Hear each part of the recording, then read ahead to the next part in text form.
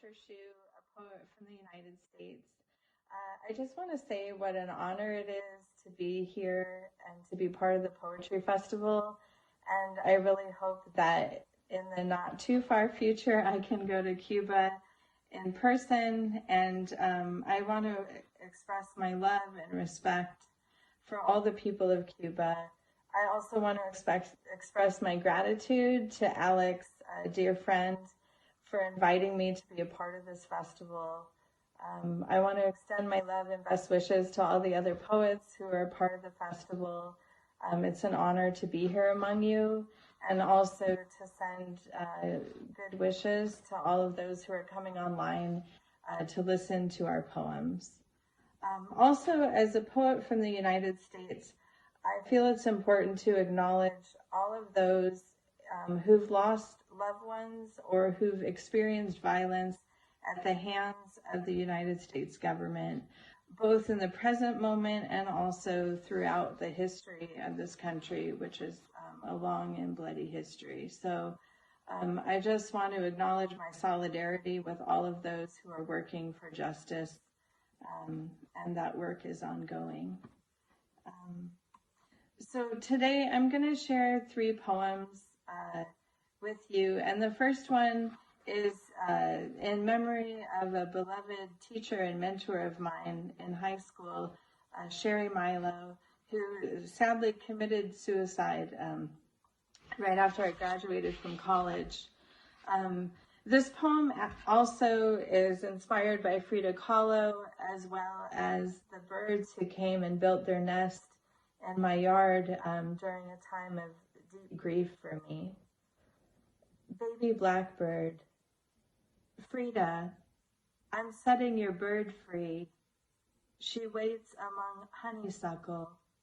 She sits upon a nest of twisted sticks. I dreamed her out of death.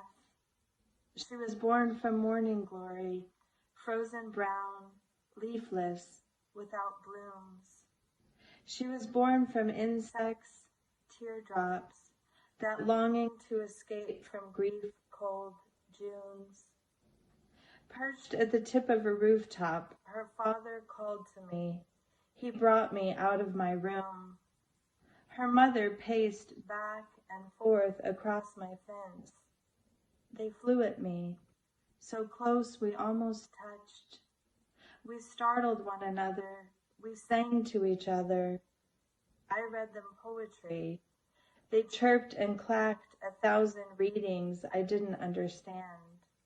But we kept reading and speaking. They heard me cry. They heard me ask why so many have already died. Beneath thick green blanket leaves, I closed my eyes and wondered how to spin. I forgot and remembered how to breathe. 1,000 monkeys sang out in a chorus so strong it shifted sunlight. It brought back moonlight. Blue came then. She brought the sky. She brought one tiny blackbird egg, sitting silent and blue inside its nest. Honeysuckle bloomed, honeysuckle blooms, a black cat watches butterflies beneath branches of the weeping cherry tree.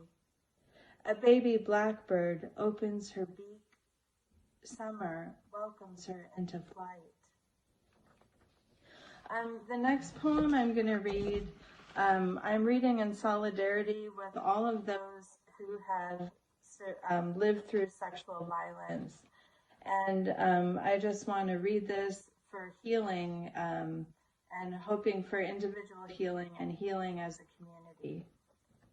Huangshan. As the trees grew horizontally from granite peaks, I held my son's hand. We climbed stone steps and mist, trying not to slip. Could be the beginning of anyone's poem. The ancients heard voices in the mist and knew they weren't alone. And I grasped my 5-year-old son's hand, noticed where tiny saplings had taken root in the cracks.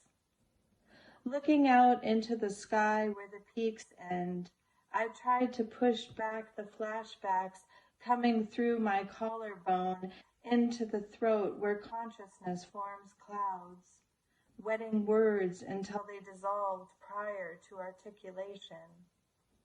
2 nights before, a man had held me against a wall in the darkness of a marble stairwell. I threatened to scream if he didn't let me go, but I couldn't find my voice loudly enough, or I let the shame of worrying what others would say if I screamed silence me. I heard my PhD advisor's voice saying I shouldn't have gotten myself into that situation, though she was at an institution all the way across the ocean. I pictured trying to explain to whomever came out how I ended up there, though going back with my pen, I realized that was the distorted thinking of fear, nothing more or less. None of these questions ever matter in the aftermath. How he'd grabbed hold of my purse, then grabbed me, and I thought I could get away, but I couldn't. And I never found the voice to scream, so I tried to push him away, and I waited for it to end. A large sorrel bird was gathering sticks for a nest, I suppose.